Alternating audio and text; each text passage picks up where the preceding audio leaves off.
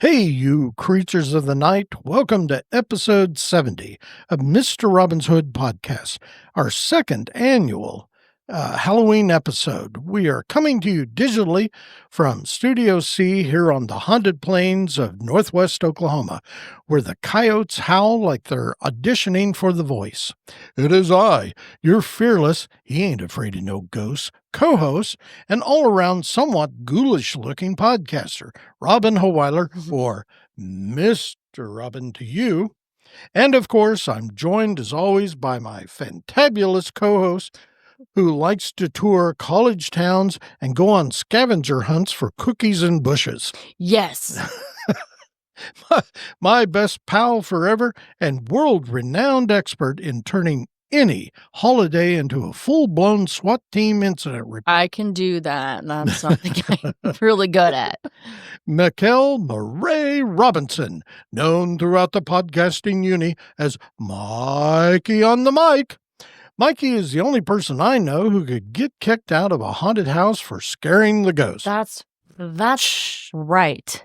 See, and me and this ghost dog, we're homies. So, hey, somebody has to keep them on their toes, you know? So in this witchy whirlwind of an episode, Mikey and I will be mounting broomsticks. Where are they? I really want to do that now. And taking a world tour of Halloween traditions, from fiery Celtic festivals to ghost concerts in China. Oh, to coffin races in Manitou Springs, Colorado. I'm going to be doing that. I'm going to be doing that. But I'm not going to be doing it. I won't have done it before. Oh, that's okay. This episode drops. So I'll have to do a supplemental. We'll have to come back so I can tell you about it. We'll start this podcast in Ireland and Scotland, said to be overrun with Kelpie for the festival of Samhain. Thousands of years ago, ancient Celts marked the end of harvest and the start of winter. They, the Celts, believed the veil between the living and the dead was the thinnest thin, which is a poetic way of saying, oh God, oh good, oh good. Oh God! Now the dead can crash the dead are crashing the party. Keep them up there. Yeah. Hang on there, Robin. You got this. You got this. A few sips of beer and I go to hell. You're cut off. The party began at sunset on October 31st, since Celtic days began and ended at sunset. The earliest record of Samhain in literature actually dates back to the 9th century. Wow. And the Celts lit bonfires and wore costumes to keep the spirits from messing with them. Costumes plus fire equaled back off, boo. Right. We'll scare them away. Right, exactly. Early cosplay with incendiary special effects. Basically, the first version of trick-or-treating, but instead of candy, it was more like, don't eat me, I'm one of you, which is still Mikey's go-to line at family reunions. Yeah, exactly. Now, I take my skeleton dog. Skeletor versus Beastman. now, That should be the theme song today. Oh, there you go. Perfect. Perfect. You know that song, right? Do you know it? Yeah. Lay it on me. Well, No, I go want ahead. you to know it. I don't know it. So there. Come on. It's by CKY. I know. And so it's got Bam Margera in it. know. But you don't know the song. I couldn't. You couldn't sing it? I don't know if I could either, really. Give it a shot. No. Oh, come on. It's been too long. Oh, come on. You're already being sued by the Prince estate. We'll get to that later. Oh, are we? When am I going to be sued by Chapel Roan? Well, And then I also may be sued by another one I'm going to parody. The 50 cents. Instead of many men, it was going to be many meats. Many meats. Remember, with the Vienna sausages? Anyhow, back to the task at hand. Let's get back to Halloween. We're getting off on My ridiculousness. Now let's fly south to Mexico, where instead of skeletons jumping out at you, you've got Dia de los Muertos, the Day of the Dead. It's not so much scary as it is joyful. Yeah, they remember all the people that have passed on. It's actually a beautiful celebration, if I do say so The myself. observance begins on November 1st and runs through November 2nd. Oh, that's so long. Though, depending on the location of celebrants, the dates of October 31st and November 6th may be included. Families build colorful altars called ofrendas with candles, marigolds, and food for loved ones who've passed. It's beautiful. They decorate with sugar skulls, which I think are awesome. And families gather at cemeteries to celebrate, sing, and eat. They'll recall humorous stories of the departed, and it turns into a lively celebration of remembrance, as it should be. That's one of my favorite ways. All in all, a lovely tradition.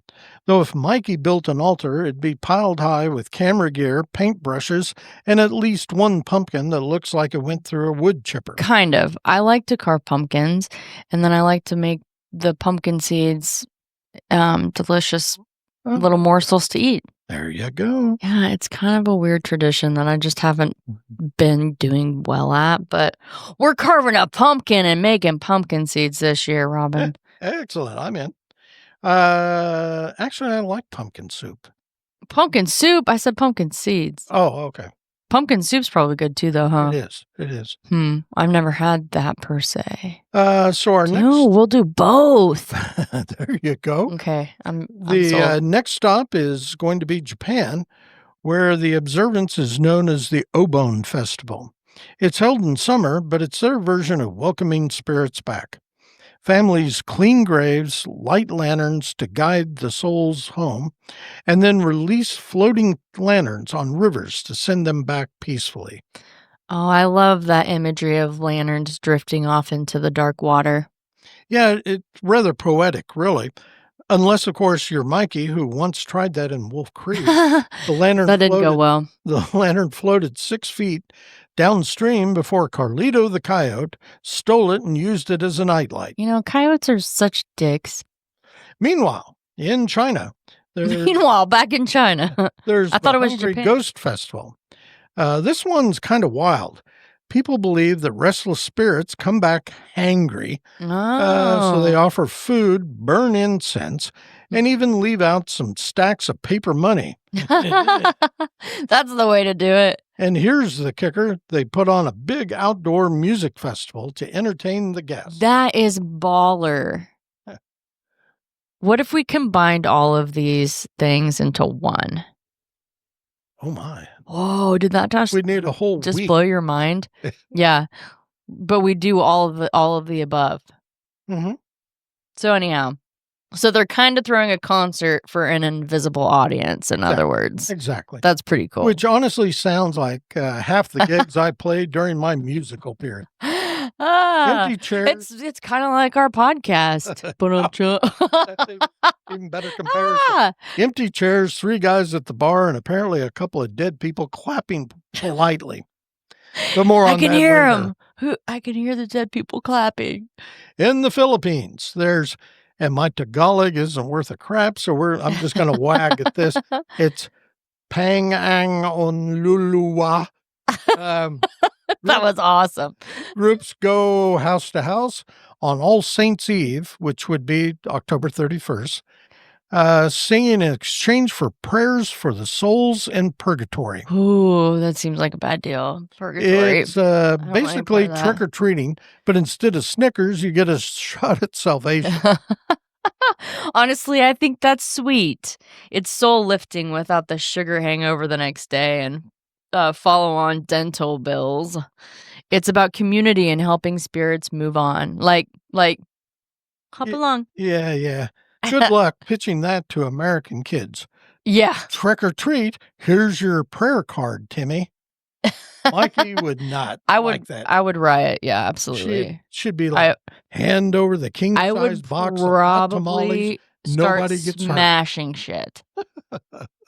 Mostly pumpkins, because that's actually fun. And finally, we're back in the US of A, where Halloween is basically a corporate-sponsored sugar rush with lawn inflatables capable of surviving nuclear fallout. We've got costumes, haunted houses, and dentists planning their Olympic-sized swimming pools in the backyard. Okay, hey, don't knock it. I love American Halloween. As you know, costumes, candy, scary movies. It's Yeah. all my jam. Yeah. Costumes, probably my favorite thing about Halloween. But every year, your costumes get weirder and scarier. You know what? That Blades of Glory one you wore in the bar last year scared 3 patrons sober. Yeah. They still won't leave their houses after dark, no matter the time of And year. then I ripped the ass out of it at the end of the night. I'd forgotten that part. Cleaning the bar. Don't wear your costume when you're cleaning a dirty bar. That's what I learned. So there you have it. Halloween traditions around the world, from bonfires in Ireland to sugar schools in Mexico to ghost raves in China. No matter where you are, people find a way to connect with the unseen.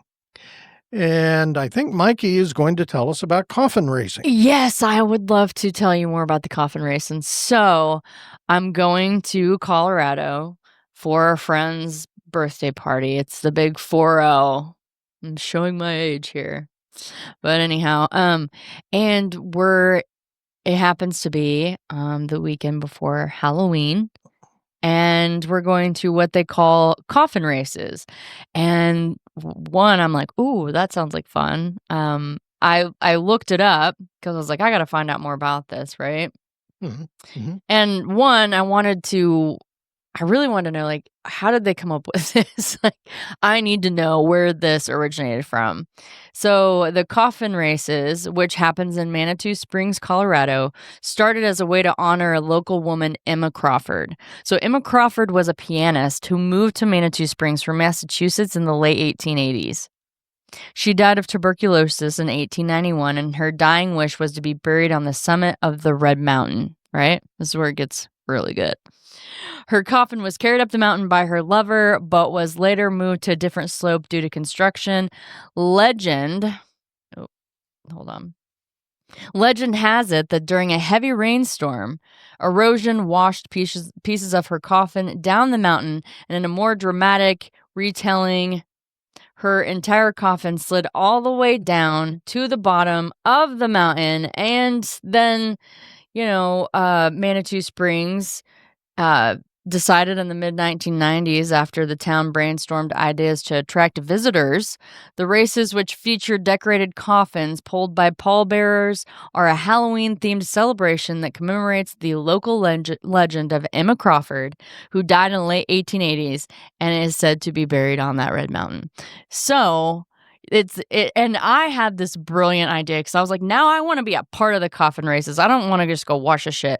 I told Brett we need to build a coffin, right, that looks like the bobsled out of Cool Runnings. And then we all dress up like a character off that, and we, feel the rhythm, feel the rhyme. We'd be like, get on up, it's coffin racing time, and then we take off. So that's now my new goal. But I gotta go feel this out and see how it goes. So you're not doing that this year? Oh, we don't have time. Are you kidding me? That's only like a month away. But in the coming years maybe, I don't know, it's gonna happen. This is now on my bucket list, and it's perfect. I've got enough people. There's 5 of them. There's 4 that push it and 1 that rides, because you can't have an empty coffin. I mean, Emma was in hers, so you gotta have somebody in the coffin. Well, of course. So anyhow, yeah, and to celebrate life while remembering the dead, I think that's really cool. By the way, I wanted to add that, because a lot of those cultures, that's what they do. I don't know that we actually do that so much. Well, we try. We make a kind of a lame attempt at it. Well, yeah, because Memorial Day, we go out and clean the crabgrass off Granny's. Yeah, but not at Halloween. You know what I mean? All these people do it at this time of year. Instead, we're just like, let's eat candy and dress up like idiots. No, around here, it's just Halloween is for collecting candy. And yeah, I know. That's what I'm saying. I think it's cool that Halloween to these cultures is more than just some, sugar crazed And as I Adventure time. as I remember, it's not only the Day of the Dead, where you have all the celebrations. Mhm. I think they actually have a version of Memorial Day very similar to ours, but I may be wrong about that. Well, maybe that's another podcast, Well, there you go. you know? And if you want to see something truly terrifying this season, just look at Mikey's campaign posters for Dog Catcher in Cleveland. Nothing says spooky like a woman who terrifies both dogs and voters. Yes, with my skeleton dog. Yeah. Oh.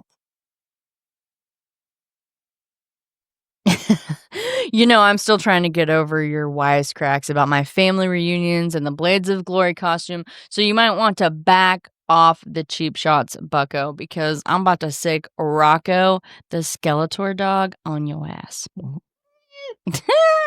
Here he goes. Okay, creeps and cryptids. Catch you next time on Mr. Robin's Hood Podcast, where the ghosts are real. Really real. The realest you've ever seen. The jokes are blood-curdling, and candy's probably laced with ectoplasm. Uh-oh. That sounds terrible. If you have any questions for either Mikey or myself about today's episode or any other darn thing, you can email us at mr.robin@mrrobinshood.com or Mikey at mrrobinshood.com. Also, you can find us on Facebook at Mr. Robin's Hood Podcast. As always, you can also reach out to Mikey or me via Podophone at 580-827-1113. Maybe you just want to get something off your chest or you're feeling some butt pain because of something we said during a podcast, give us a call. Unless, of course, you're some shape-shifting freak that just crawled out from a Scottish loch, in which case you'll definitely want to contact Mikey. Regardless, just keep in mind that we aren't likely to answer, but you can leave a voicemail. Text us if you have a question, concern, complaint, compliment, suggestion, whatever. Just don't be a dick about it. In the meantime, tell all your friends to stream this podcast as though their lives depend upon it. As always, you can stream or download episodes of Mr. Robin's Hood Podcast wherever you usually find that sort of nonsense. We're on iHeartRadio, Amazon Music, the Podbean app, Apple Podcasts, Player FM, Listen Notes, and Podchaser. You can also stream them from our Podbean website at mrrobinshoodpodcast.podbean.com. For free. For free. So we'll close now by reminding everyone, as we always do, to stay hungry, stay foolish, and most importantly, stay weird. Happy Halloween, everyone. Later. Boo.